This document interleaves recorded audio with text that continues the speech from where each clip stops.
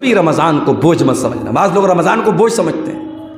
رمضان شروع ہو جاتا ہے تو کہتے ہیں ارے یار ابھی تو 5واں روزہ چل رہا, ابھی تو 25 دن باقی. معاف کرنا میرے بھائیوں, یہ مومن کی نشانی نہیں ہے, یہ منافق کی نشانی ہے جو رمضان کو اپنے اوپر بڑا بھاری سمجھتا ہے. اللہ کے نبی جب رمضان آتا تھا اپنے صحابہ کو ویلکم استقبال کرتے تھے رمضان کا, اور اپنے صحابہ کو خوشخبری دیتے تھے. اللہ کے نبی جب رمضان کا مہینہ آتا تھا خطبہ دیتے تھے اور خطبے میں کہتے تھے اتاکم رمضان, اے میرے صحابہ رمضان کا مہینہ آ چکا ہے, وہ مہینہ آ چکا ہے جس میں جنت کے دروازے کھول دیے جاتے ہیں, جس میں جہنم کے دروازے بند کر دیے جاتے ہیں, جس میں سرکش شیاطین کو قید کر دیا جاتا ہے, جس میں ایک رات ایسی ہے جو 1000 مہینے سے افضل ہے. اللہ کے پیارے نبی خوش ہوتے تھے. اور ایک بات اور یاد رکھیے, رمضان میں آپ جب روزہ رکھیں, رمضان میں جب آپ تراویح کی نماز پڑھیں, رمضان میں جب بھی آپ کوئی نیکی کا کام کریں, 2 چیزیں ہمیشہ یاد رکھیے گا میرے بھائیوں.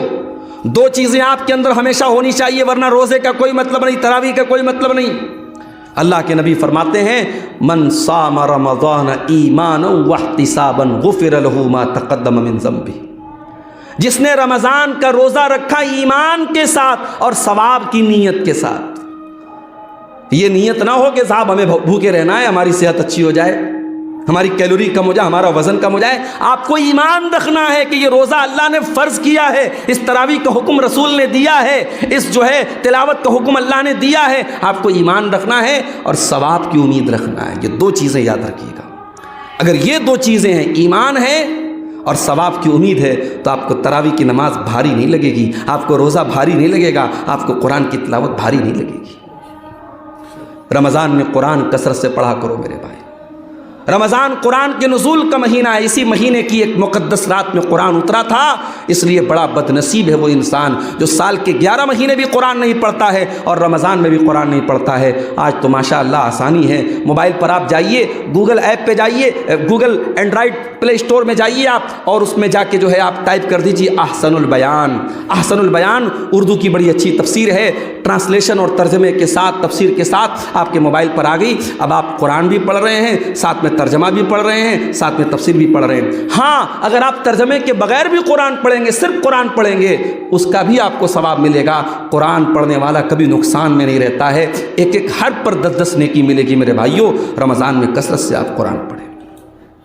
اسی طریقے سے رمضان میں ایک کام اور کریں, ڈیلی کوشش کریں جب افطار کرنے کے لیے بیٹھیں, کسی دوست کو, کسی رشتہ دار کو, کسی ساتھی کو, کسی بھی پڑوسی کو اپنے ساتھ افطار میں آپ بٹھا لیں.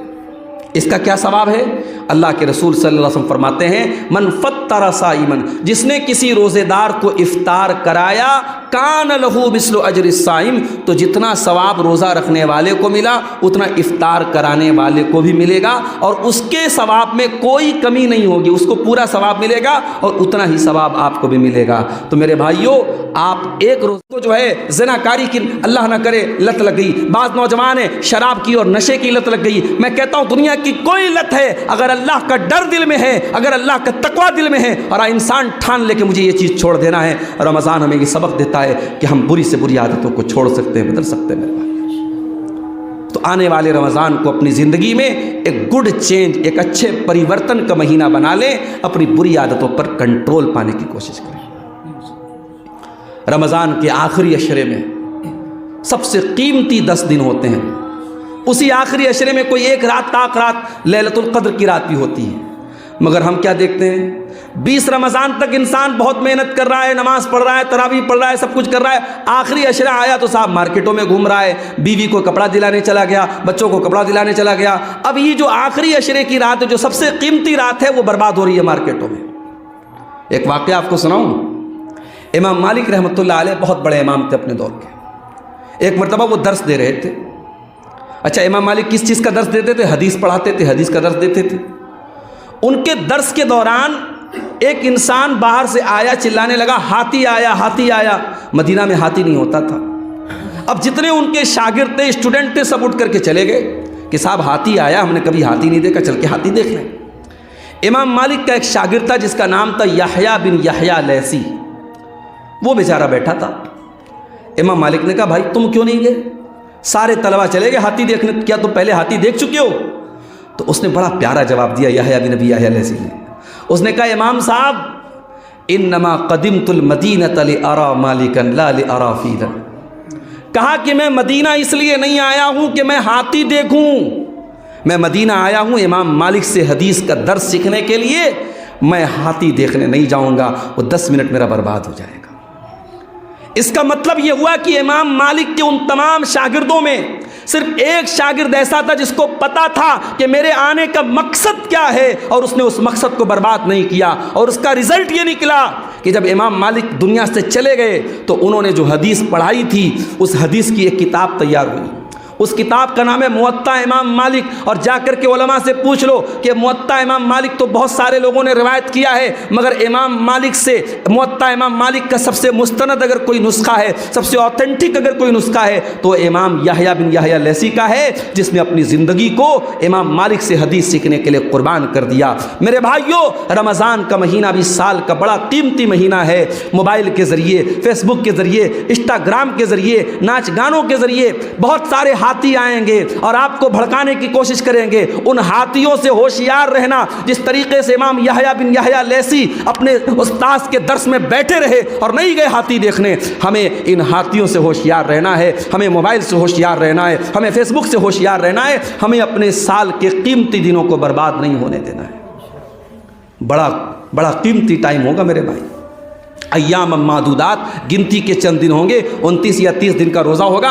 एक एक दिन को बड़ा संभाल के गुजारिएगा। कोशिश कीजिए रमज़ान में हमसे कोई गुनाह ना हो। अपनी आँखों की हिफाजत करें, अपने हाथों की हिफाजत करें, अपनी ज़ुबान की हिफाजत करें। अल्लाह के नबी ने फरमाया अगर ऐसा नहीं करोगे, मल्लम यदा कौल ज़ूर वल अमल बिही, अगर ज़ुबान की हिफाजत नहीं करते हो, झूठ बोलते हो, बेईमानी करते हो, फलैसा लिल्लाहि हाजतुन, तो अल्लाह को कोई ज़रूरत नहीं कि तुम अपना खाना छोड़ दो, पानी छोड़ दो।